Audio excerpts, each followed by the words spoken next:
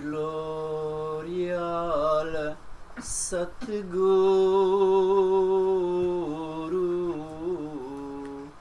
che scaccia le tenebre, è il faro che illumina il sentiero delle anime smarrite. Gloria al Satguru che scaccia le tenebre, è il faro che illumina il sentiero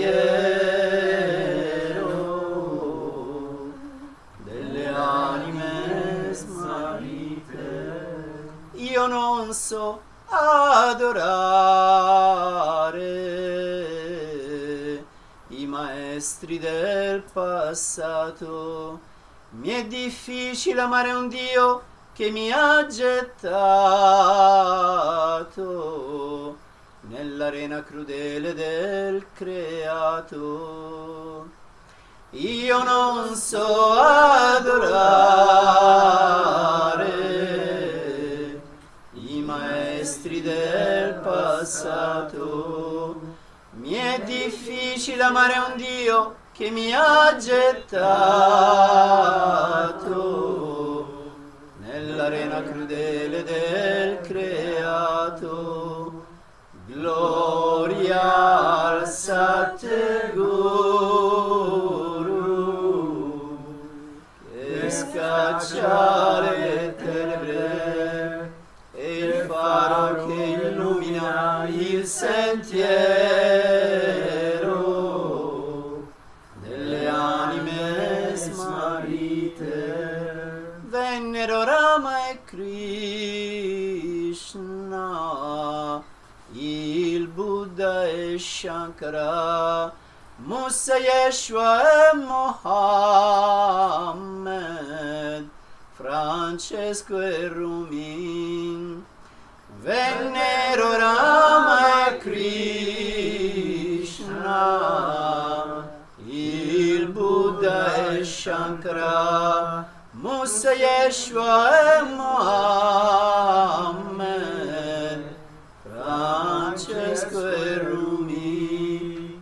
Gloria al Satguru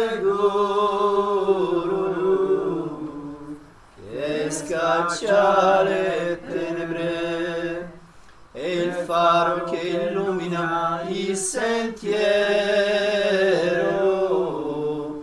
delle anime smarrite. Kabir, Nanak e Arjan, Gobind Singh e Tulsi Sahib, Swamiji Jamal e Savan, Kirpal Ajaib. Kabir, Nanak e Arjan, Gobind Singh e Tulsi Sahib, Swamiji Jamal e Savan, Kirpal Ajaib. Gloria al Satguru che scaccia le tenebre, è il faro che illumina il sentiero delle anime smarrite. Gloria al Satguru che scaccia le tenebre, è il faro che illumina il sentiero delle anime smarrite. Tanti altri grandi esseri han benedetto questa terra, tutti messaggeri dell'Eterno, tutti salvatori dei perduti. Tanti altri grandi esseri han benedetto questa terra, tutti messaggeri dell'Eterno, tutti i salvatori dei perduti. Gloria al Satguru, che scaccia le tenebre, è il faro che illumina il sentiero delle anime smarrite. Gloria al Satguru, che scaccia le tenebre, è il faro che illumina il sentiero delle anime smarrite. Per Sirio Dio si è incarnato nelle forme bellissime di Kirpal Ajaib. Gli han dato l'iniziazione al Nam, il Satsang, il Darshan e il Parshad. Per Sirio Dio si è incarnato nelle forme bellissime di Kirpal Ajaib. Gli han dato l'iniziazione al Nam, il Satsang, il Darshan e il Parshad. Gloria al Satguru, che scaccia le tenebre, è il faro che illumina il sentiero delle anime smarrite. Gloria al Satguru, che scaccia le tenebre, è il faro che illumina il sentiero delle anime smarrite. Son loro che io amo ed adoro, son per me più preziosi dell'oro. Mi hanno aperto il cuore, me lo hanno inondato d'amore. Son loro che io amo e adoro, son per me più preziosi dell'oro. Mi hanno aperto il cuore, me lo hanno inondato d'amore. Gloria al Satguru, che scaccia le tenebre, è il faro che illumina il sentiero delle anime smarrite. Gloria al Satguru, che scaccia le tenebre, è il faro che illumina il sentiero delle anime smarrite.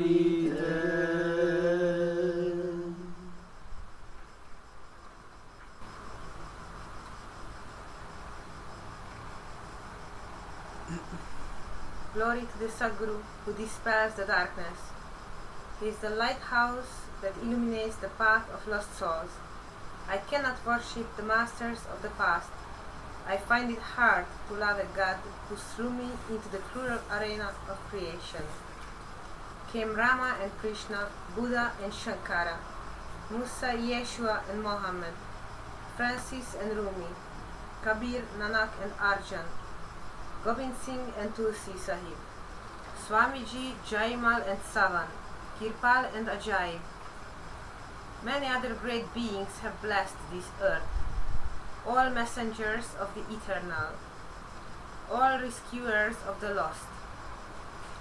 They have raised and illuminated the minds of their devoted children, have sacrificed their own being to lead them towards non-being. For Sirio, God became incarnate in the forms of beautiful Kirpal and Ajaib. They gave him the initiation into the Nam, Satsang, Darshan and Parshad. They are the ones that I love and adore. They are more precious to me than gold.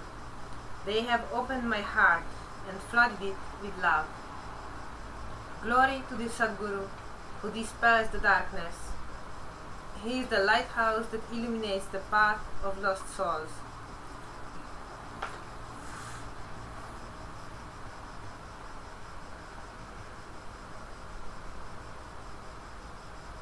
So, this is the version I want to comment on this evening for Satsang.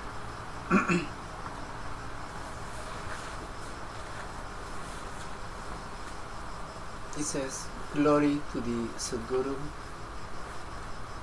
chases away the darkness. It is the lighthouse that enlightens the path of the lost ones.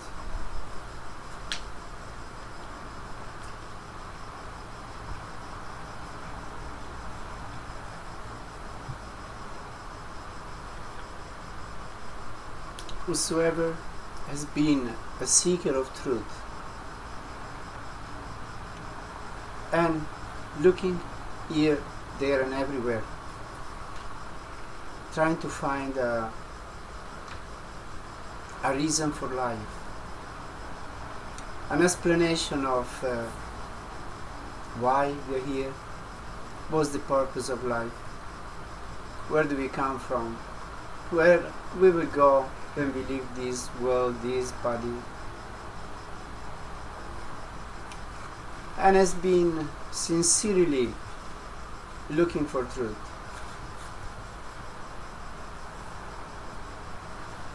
If eventually finds place, somebody that uplifts him or her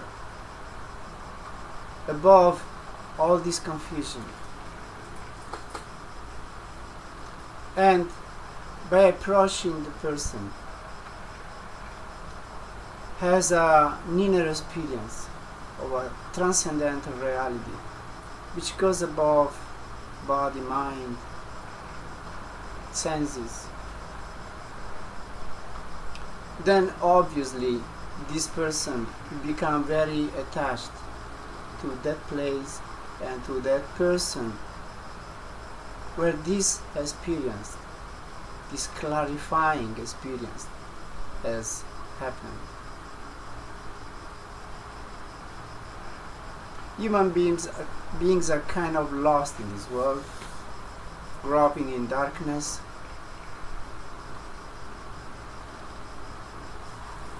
They don't really know why they are here. They don't even question it. They don't wonder, they don't ask themselves, most of the people, is there a purpose in this life? Is there a goal to reach? Is there something above this physical plane, this physical reality? Most of the people never ask themselves these very vital questions. They're just happy with small things of life, having a job, earning a living, having their food, a wife, children, family. And that's all. With all their problems. Because most of the people are full of problems. They have so many problems with their mind, with their emotions, with their psyche. And all these, their problems, they clash with the people with whom they live. Partner, the children, the friends. That's how life goes for most of the people. It's a senseless life, meaningless life.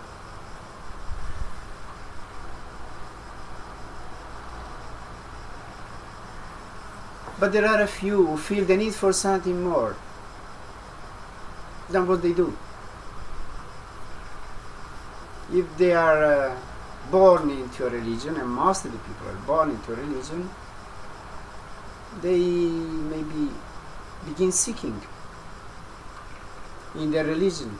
They become better practitioners, attending the services, sermons, this and that.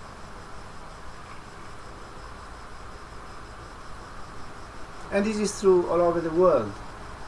Wherever people are born, if they have an inclination towards a religion, if they believe in any God at all, then they try to go once in a week maybe to the service of their religion. Maybe they say some prayers sometimes when they are in troubles.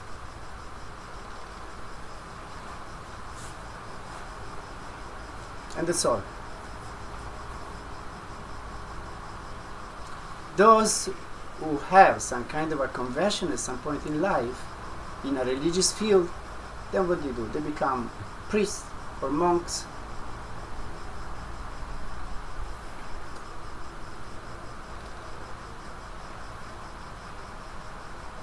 And they keep reading and reading the holy scriptures of their religion. They keep repeating all the time the same things according to the belief of that religion, which is a repetitive something, which has nothing original in it. So why is the same? You go in a church, and what you hear? In the Gospel of John, in the Gospel of Luke, in the Gospel of this, it is said this and that. They keep repeating the same things. In other religions, it's just the same. They have different beliefs, they have different gods and goddesses.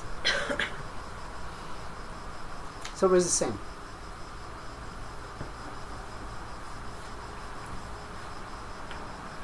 Those who become priests and monks, what happens to them? In the beginning they are very enthusiastic, maybe they are really inclined towards a religious life. So they take up vows and they become priests or monks, or both of them. But after a few years they become so frustrated with their life, except for some rare case. Most of them live a frustrated life which they don't like, and in order to survive they do so many crazy things. And very often they damage the life of so many people. We know a lot about what happens. So that's how it goes.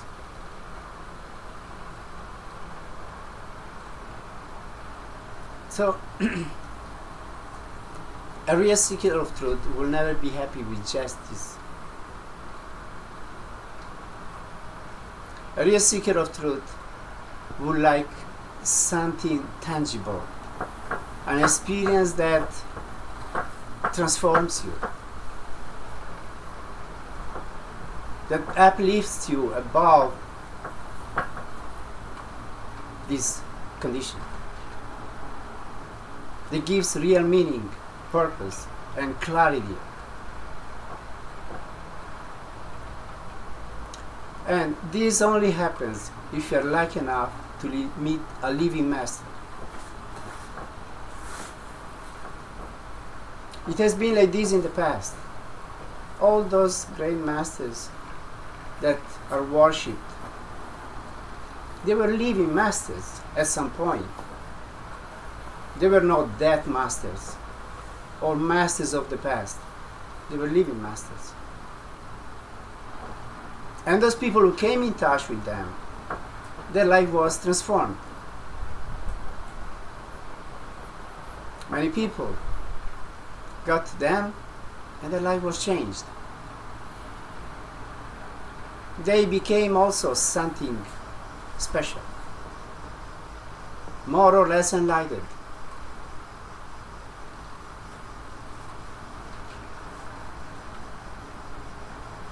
So this has been true always.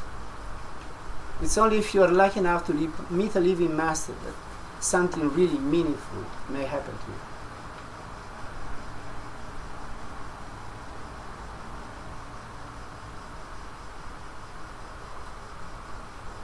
So the master, the living master, is the remover of darkness. Why it is so? Because first of all, he has removed his own darkness. He has made a clear vision. He has had a real experience of transcendental reality. And when we come into his field and we listen to his words and we spend time with him or her, whatever it is, then there is an atmosphere there that uplifts our consciousness, and we are drawn upwards according to the degree that we may reach, each one of us.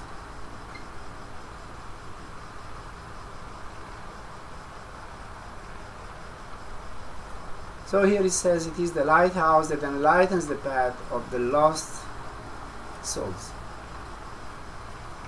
And then it says, I am unable to love the masters of the past. For me it's even difficult to love a God who has thrown me into this arena of suffering.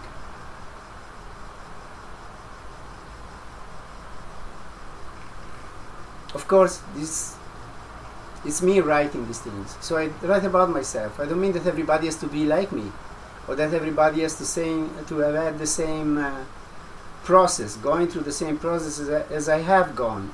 But that's my story. I couldn't believe in masters of the past. I didn't care about them at all. That's how I was. Because they were not part of my life. And this much of intelligence I had, even when I was a boy, that these people, I don't know them. And I had nothing to do with them. So why should I believe in them?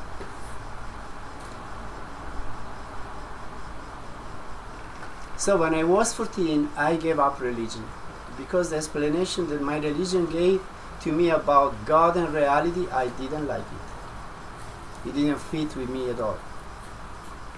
So I was brave enough, and you know, it's not easy to be brave and give up things, because you have been born in a culture, in a family that has a certain belief system. It has you are born in a culture of some kind, and you don't just get rid of these beliefs just like this. You have to be really, determined, sharp in your understanding in order to give up such beliefs.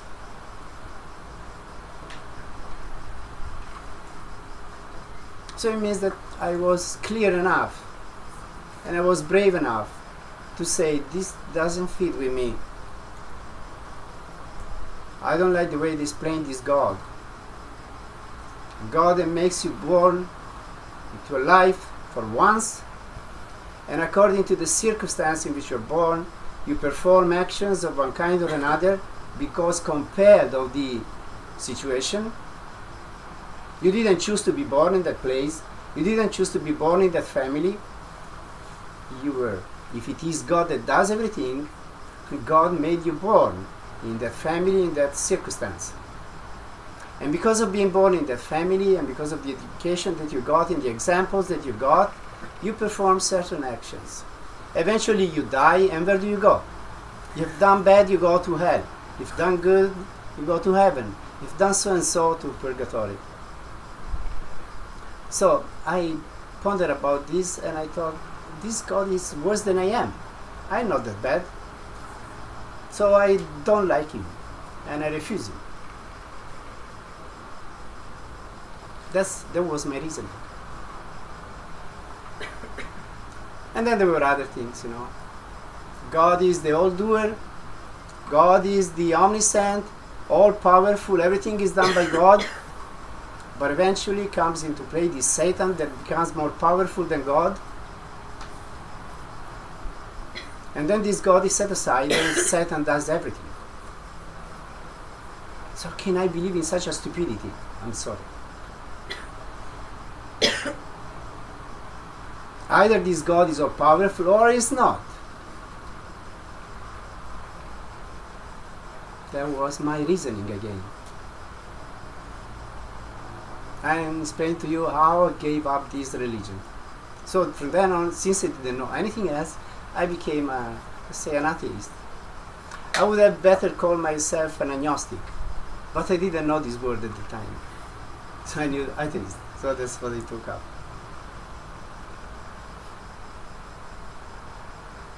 So from then I thought, to change this world we need to do something. So what do? You go into politics. That's even worse than religion.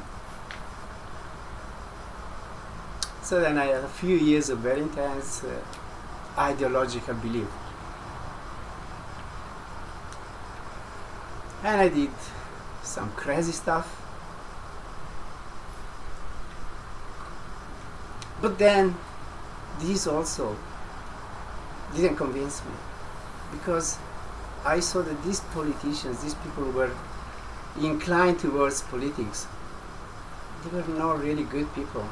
They were full of hate, violence, and all these groups fighting with each other, or you want to be to understand, to be in the right way and the others are wrong. Those from right, those from left, wars among them. So I was disappointed with that also. So I gave up that also. And then what happened?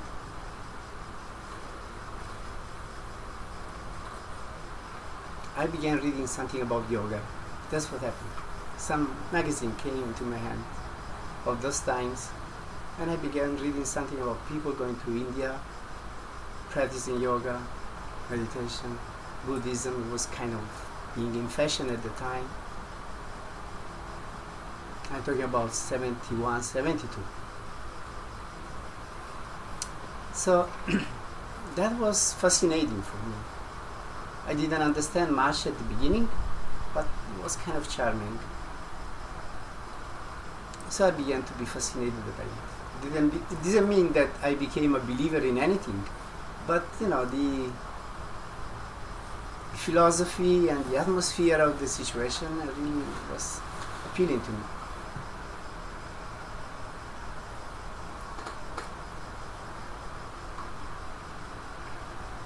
And then I was lucky enough to eventually have an experience which really transformed my point of view about life, my relating to life, my feeling about everything, my needs, my fundamental needs. So I really discovered to be a mystic through that experience. Then my inner nature was that of a mystic, and that the scope of my life was to find truth. That became very clear to me. Again, I didn't know exactly what this truth was and what this God was, but I knew that the purpose of life was to find truth. And the truth for me was, at the time, that truth which I experienced through that experience which I had. So staying always in that condition became the purpose of my life. Reaching, achieving that kind of state of consciousness became the dominant power in my life. So that's how I began to do lots of meditation and lots of yoga. The whole of 1972 I spent it doing lots of these, mostly alone.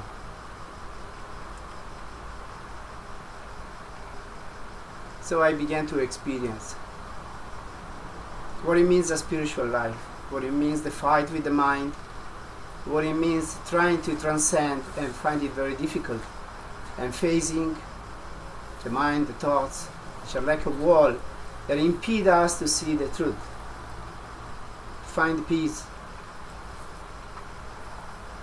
So I discovered that the real enemy was inside of me. My mind was my enemy.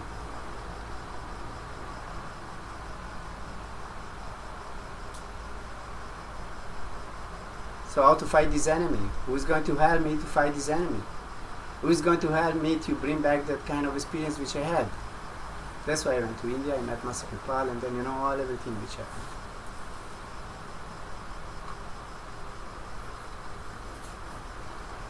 So this is my story. And I think any seeker of truth has his own story, and there is a beauty in all the stories of those who really seek and eventually find.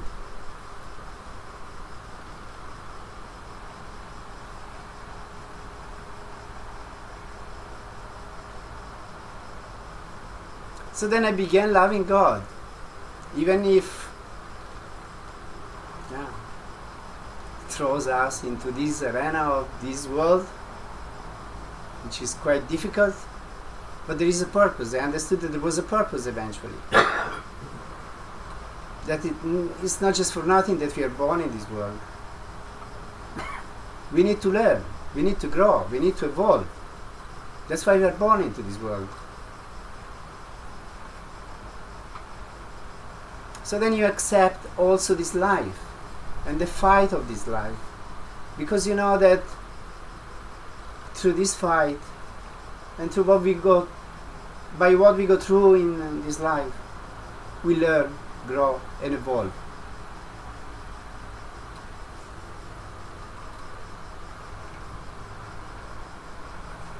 So then the song says, there came Krishna, first Rama, then Krishna, the Buddha, Shankara,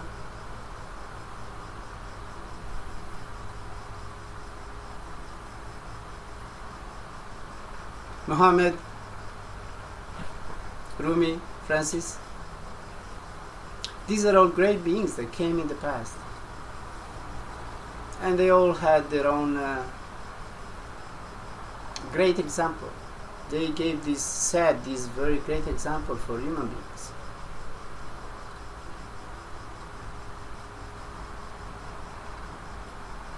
Kabir, Nanak, Arjan, Gobind Singh, Tulsi Sahib, Swamiji, Baba Jaimal Singh, Baba Sawan Singh, Master Kripal, Sanjeev. So if you look at all these people that I mentioned, I mean, what do we have to do with Rama, Krishna, the Buddha, Shankara, Muhammad, Jesus, Francis and Rumi? I can get good examples from their life, what they have done, what they have said, their teachings. But eventually, I never met these people. So they're very far away from me. And for me it has been always very difficult to be interested in what's very far away from me. I've always been very interested in what's near to me, what's part of my experience.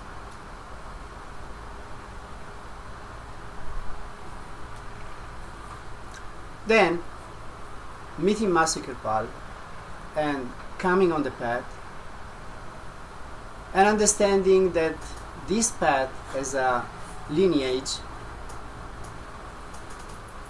and going very deep in the history and the culture of this path, I began loving this path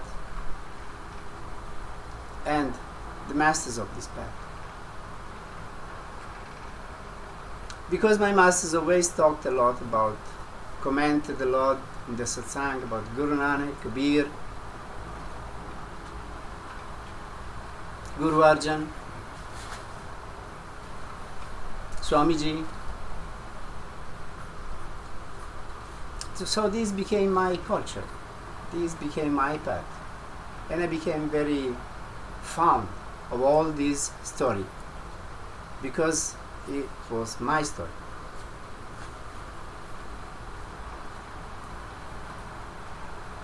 But yet, if I have to be honest, whom do I love the most? The masters I have met. Sanji and Master Kirpal.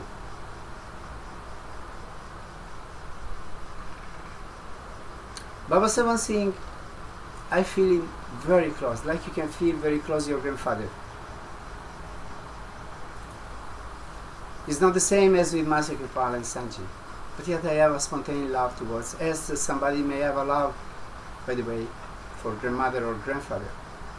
With whom maybe you didn't have much to do, but they were parents of your parents. So there is a spontaneous love. And because of these, all the stories about Savan Singh, they're very charming to me. The person that he was, all this, all what he did, very fascinating to me. Recently I began loving Baba Jaimat Singh also. Why this? Because when we went to India, the time before the last time. 2017. Huh? 17. Yes. We went to see his place. And those who were present, they may understand why I began loving Baba Jaimat Singh also. Because we were allowed to enter into his house, and it came about such a blessing, such an upliftment, really, like you rarely find. And we sang bhajans, and such a blessing came. It was incredible, really, amazing. So that I felt so deep the connection also with Baba Jaimat Singh, which is part of our tradition.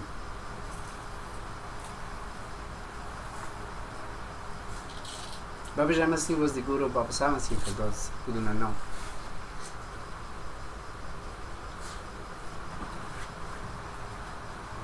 So it is through these experiences that we have that we begin loving something. Otherwise, it's an abstract love. It's an idea of love. It's not love. We convince ourselves that we love something or somebody, but it's not real.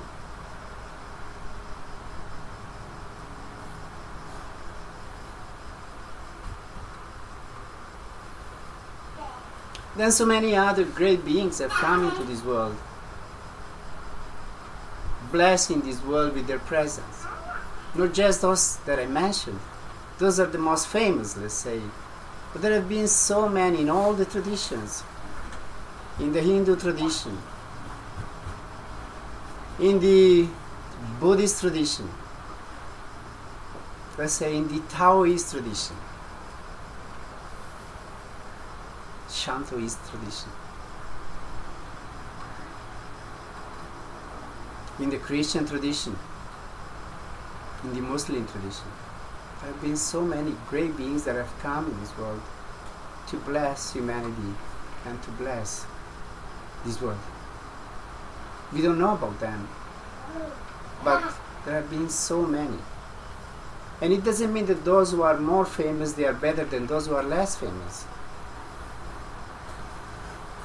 Maybe they were better, spiritually speaking. It's like, we can say, give you an example. The Pope is very famous in Christianity. But it doesn't mean that he is the most spiritual among the Christians. Not at the least. Or let's say, Saint Mat. There are some section of this path which are very big. Like the Radha Swami Satsang of Beas. It's very big. The Sacha Sauda of Haryana is very big in India. And there are many others which are very big. I say millions of people. But it doesn't mean that the gurus of those realities, they are the most spiritual even in their own Sangat.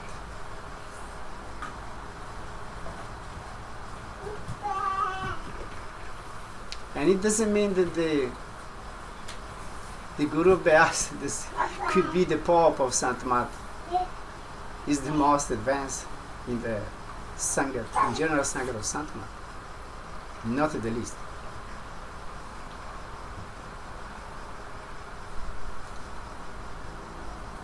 I've seen all these people. And you know whom I found to be the most spiritual, the greatest lover of God among them? Santa Jaip Singh. No comparison with any of the other ones. They had a big position, a big Sangha, a big fame and power from this world. But they were not as spiritual.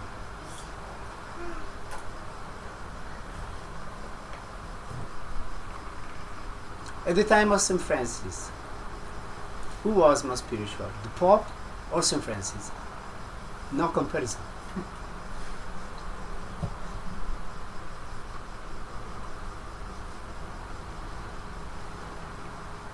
So that's how it goes. It's not the position and the thousands of followers that you may have that makes you a spiritually advanced person.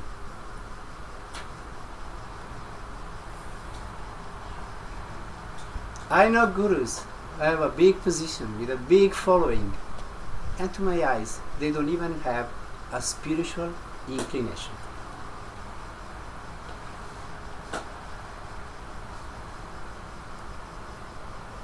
You may say he's telling crazy things, but I have a clear vision and I see things.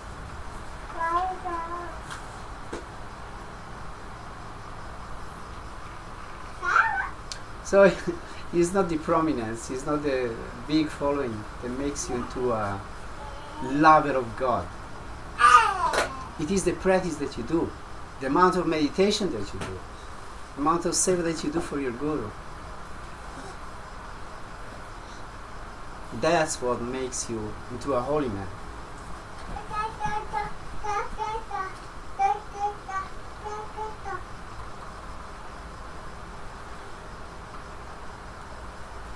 So it says the song eventually, for Sirio, God has incarnated in the beautiful forms of Kirpal and Ajaib. It is them that I love and adore. For me, they are more precious than gold. They open my heart. They fill me with love.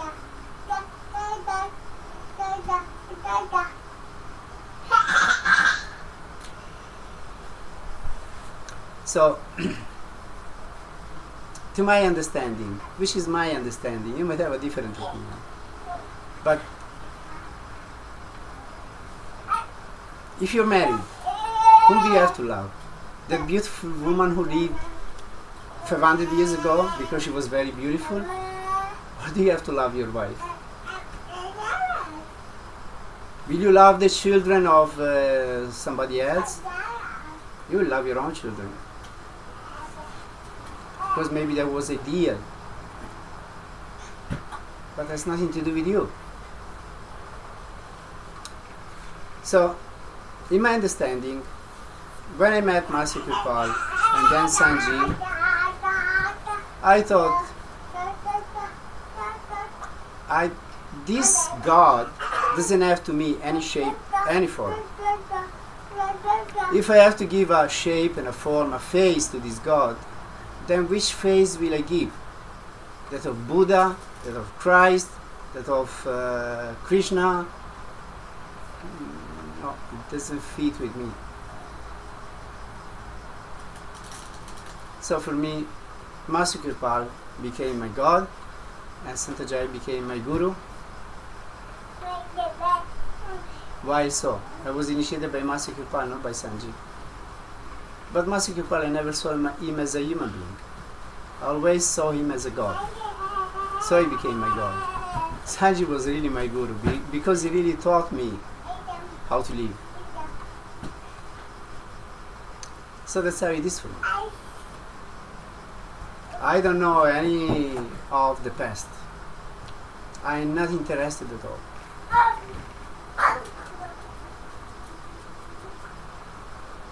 And I'm not interested in the experience of other people. That's their experience, that's their story.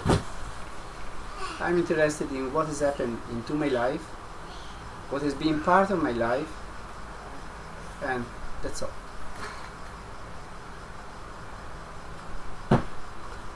And for me it's impossible to consider anything else.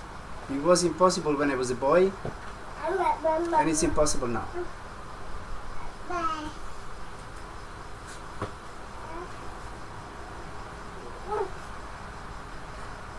And when I see people that maybe have a master, but they keep adoring God as this and that from the past, with whom they have nothing to do, then I wonder, how is it possible? Where do they find this belief? Well, I mean, how can they do it? This is something I just don't understand.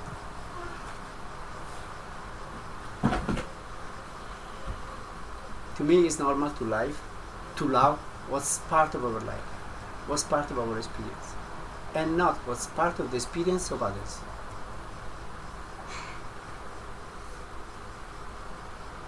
That's how I am.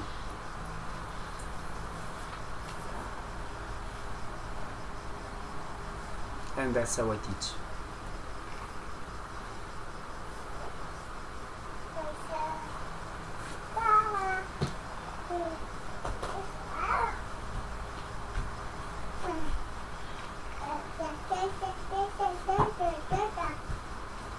So look at your life. What's part of your life? Do not look at the life of others, either from the present or from the past.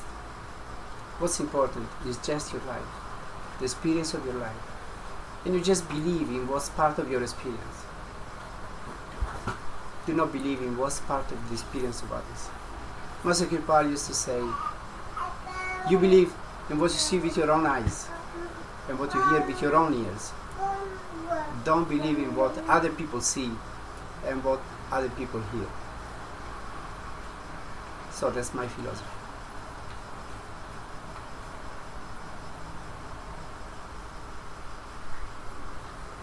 So I hope the satsang was inspiring, clarifying. Thanks to my Guru for inspiring it.